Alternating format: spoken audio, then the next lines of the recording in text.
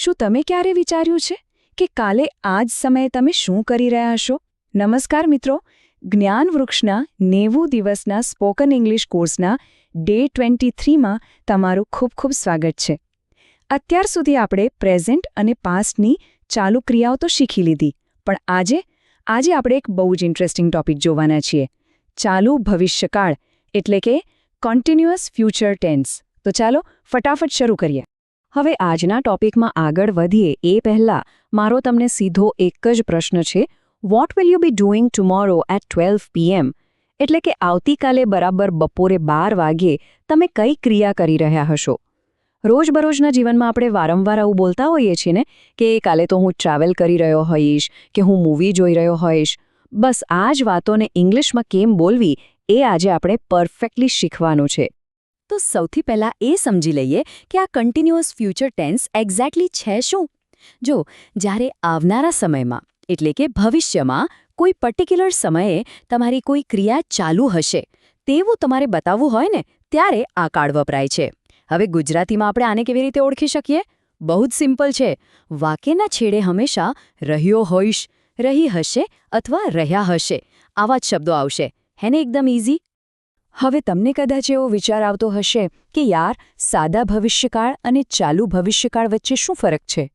તો જુઓ, સાદા ભવિષ્યકાળમાં આપણે શું કહીએ? I will go to Mumbai tomorrow, એટલે કે હું આવતીકાલે મુંબઈ જઈશ. આ તો ખાલી તમારો એક પ્લાન થયો, રાઈટ? પણ ચાલુ ભવિષ્યકાળમાં આપણે કહીશું I will be going to Mumbai tomorrow at this time, એટલે કે આવતીકાલે બરાબર આ જ સમયે હું મુંબઈ જઈ રહ્યો હોઈશ. અહીંયા તમે ચોક્કસ સમયે તમારી મુસાફરી ચાલુ હશે એવો ભાર મૂકો છો. એકદમ ક્લિયર થઈ ગયો ને તફાવત? ઓકે, તો હવે મેઇન વાત, આ વાક્યો જાતે કેવી રીતે બનાવવા? ચાલો આપણે તેની સેન્ટેન્સ ફોર્મ્યુલા સમજીએ. બહુ જ આસાન છે. સૌથી પહેલાં આવશે આપણો કર્તા એટલે કે સબ્જેક્ટ. એની સાથે ભવિષ્યકાળ બતાવવા માટે આપણે લગાવીશું વિલ બી, અને પછી ક્રિયાપદનું આઈએનજી વાળું રૂપ જેને આપણે V1 ING કહીએ છીએ, અને છેલ્લે વાક્યના અન્ય શબ્દો. બસ અહીંયા બે જ વસ્તુ પકડવાની છે. વિલ બી ભવિષ્ય બતાવે છે અને પેલું જે આઈએનજી છે ને એ ક્રિયા ચાલુ છે એવું બતાવે છે. અને તમારા બધા માટે મારી પાસે એક બહુ જ મોટી ગુડ ન્યૂઝ છે. જુઓ, પહેલાં એવું હતું કે શેલ વાપરવું કે વિલ વાપરવું એનું બહુ કન્ફ્યુઝન લેતું, પણ હવે આધુનિક અંગ્રેજીમાં એ કોઈ જ ઝંઝટ નથી. બધા જ કરતા પછી એ આઈ, વી, યુ હોય કે હી, શી, ઇટ અને દે હોય, આ તમામ સાથે આપણે આંખો બંધ કરીને માત્ર ને માત્ર વિલ બી જ વાપરવાનું છે. થઈ ગયું ને કામ એકદમ સહેલું? ચાલો હવે આપણે પ્રેક્ટિસ કરીએ. આપણી ગુજરાતી ઇંગ્લિશવાળી રીત તો તમને યાદ જ હશે. તમારે વાક્ય સાંભળીને મારી સાથે મોટેથી બોલવાનું છે. પહેલું વાક્ય છે I will be sleeping at 11 PM tonight, એટલે કે આજે રાત્રે 11 વાગે હું સૂઈ રહ્યો હોઈશ. ચાલો હવે મારી સાથે એકદમ જોશથી બોલો. I will be sleeping at 11 PM tonight. Excellent! હવે નેક્સ્ટ સેન્ટેન્સ જોઈએ. We will be playing cricket tomorrow morning. આનો અર્થ શું થાય? કે અમે આવતીકાલે સવારે ક્રિકેટ રમી રહ્યા હોઈશું. હવે તમારો વારો છે. પૂરા આત્મવિશ્વાસ સાથે મારી સાથે રિપીટ કરો. વી will be playing cricket tomorrow morning. Superb! Bus pronunciation પર આવું જ ધ્યાન આપતા રહેજો. ચાલો હવે એક થોડુંક એડવાન્સ લેવલનું રસપ્રદ વાક્ય જોઈએ. She will be cooking food when you reach home, એટલે કે જ્યારે તમે ઘરે પહોંચશો ત્યારે તેણી રસોઈ બનાવી રહી હશે. જુઓ, અહીંયા એક ક્રિયા થશે ત્યારે બીજી ક્રિયા ચાલુ હશે એવું બતાવ્યું છે. બહુ જ કામનું વાક્ય છે. ચાલો બોલો જોઈએ મારી સાથે. She will be cooking food when you reach home. Very good! આવા લાંબા વાક્યો બોલતા આવડી જાય એટલે સમજો તમારો કોન્ફિડન્સ ડબલ. હા, તો પોઝિટિવ વાક્યો તો આવડી ગયા, પણ યાર જો ના પાડવી હોય તો શું કરવાનું? એટલે કે નેગેટિવ સેન્ટેન્સ કેવી રીતે બને? એની ફોર્મ્યુલા પણ સાવ સિમ્પલ છે. સબ્જેક્ટ પ્લસ વોન્ટ બી પ્લસ V1 ING. હવે અહીંયા એક બહુ જબરદસ્ત સ્પોકન ઇંગ્લિશ ટિપ છે. ધ્યાનથી સાંભળજો. જે નેટિવ સ્પીકર્સ હોય છે ને એ લોકો વિલ નોટ બી બોલવાની જગ્યાએ સીધું એનું શોર્ટ ફોર્મ વોન્ટ બી વાપરે છે. આનાથી તમારું ઇંગ્લિશ બહુ જ સ્માર્ટ અને ફ્લુએન્ટ લાગશે. તો ચાલો આપણે પણ આ વોન્ટ બીની પ્રેક્ટિસ કરીએ. વાક્ય છે I won't be working tomorrow, એટલે કે હું કાલે કામ નહીં કરી રહ્યો હોઉં. છે ને સાવ સરળ? ચાલો હવે પૂરા કોન્ફિડન્સ સાથે મોટેથી બોલીએ. I won't be working tomorrow. Perfect. આ સ્ટ્રક્ચર મગજમાં બરાબર ફિટ થઈ જાય એના માટે હજુ એક નેગેટિવ વાક્ય જોઈએ. She won't be coming to the party. આનો અર્થ થાય છે તેણી પાર્ટીમાં નહીં આવી રહી હોય. ફરી એકવાર આપણે લિસન એન્ડ રિપીટ ટેકનિક વાપરીએ. ચાલો બોલો. She won't be coming to the party. શાનદાર. હવે એક બહુ જ ઇમ્પોર્ટન્ટ વાત. ધારો કે તમારે કોઈને પ્રશ્ન પૂછવો છે કે શું ભવિષ્યમાં આ કામ થઈ રહ્યું હશે, તો શું કરવાનું? પ્રશ્નાર્થ વાક્ય બનાવવાની એક જાદુઈ ટ્રીક છે.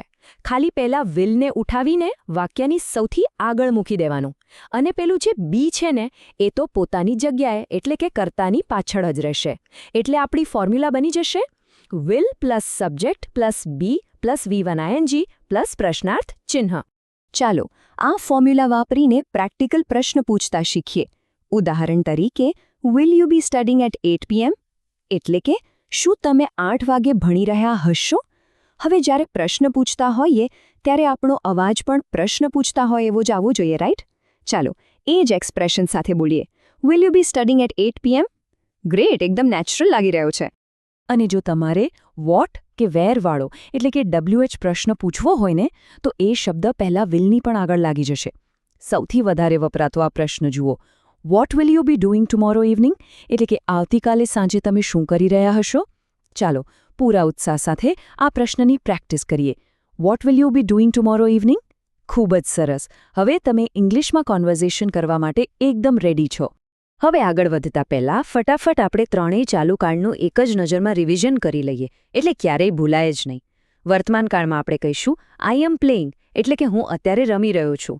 ભૂતકાળમાં આઈ વોઝ પ્લેઇંગ, ગઈકાલે રમી રહ્યો હતો. અને ભવિષ્યકાળમાં આઈ વિલ બી પ્લેઇંગ, એટલે આવતીકાલે રમી રહ્યો હોઈશ. અહીં તમે એક વસ્તુ નોંધી, ક્રિયાપદનું ING વાળું રૂપ તો એવું ને એવું જ રહે છે, માત્ર એમ, વોઝ કે વિલ બી જ બદલાય છે. બસ આટલી જ વસ્તુ યાદ રાખશો ને તો ઇંગ્લિશ બોલવામાં ક્યારેય ભૂલ નહીં પડે. તો મિત્રો, આપણો આજનો કન્સેપ્ટ તો અહીં પૂરો થાય છે. પણ પ્રેક્ટિસ વિના તો કોઈ ભાષા આવડે ને, સાચું ને? એટલે આજનું હોમવર્ક ખાસ નોંધી લેજો. પહેલું કામ, તમારે ખાલી જગ્યાઓ પૂરવાની છે. બીજું, 4 ગુજરાતી વાક્યોનું ઇંગ્લિશ કરવાનું છે.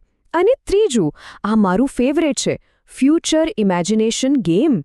તમારે અરીસા સામે ઊભા રહીને માત્ર 5 મિનિટ માટે મોટેથી એવું વિચારવાનું અને બોલવાનું છે કે આવતીકાલે બપોરે 12 વાગે તમારા ઘરમાં કોણ શું કરી રહ્યું હશે. મારું માનજો, આ એક નાનકડી ગેમ તમારી સ્પીકિંગ સ્કિલ્સને નેક્સ્ટ લેવલ પર લઈ જશે. અને જતાં જતાં આજના લેસનની એક નાનકડી ચેલેન્જ. વાક્ય છે, હું આવતીકાલે સાંજે ક્રિકેટ રમી રહ્યો હોઈશ. આ વાક્યનું ઇંગ્લિશ ટ્રાન્સલેશન કરીને નીચે કોમેન્ટ્સમાં ફટાફટ લખી દો. હું તમારી દરેક કોમેન્ટ વાંચવાનો છું. જો તમને આજનો આ ક્લાસ પસંદ આવ્યો હોય અને કન્સેપ્ટ મગજમાં ઉતરી ગયો હોય તો પ્લીઝ લાઇક કરો, તમારા મિત્રો સાથે શેર કરો અને આપણા Day 24ના ક્લાસ માટે જ્ઞાનવૃક્ષ ચેનલને સબસ્ક્રાઇબ કરવાનું બિલકુલ ન ભૂલતા. તો મળીએ આવતા સેશનમાં. ત્યાં સુધી keep learning and keep speaking.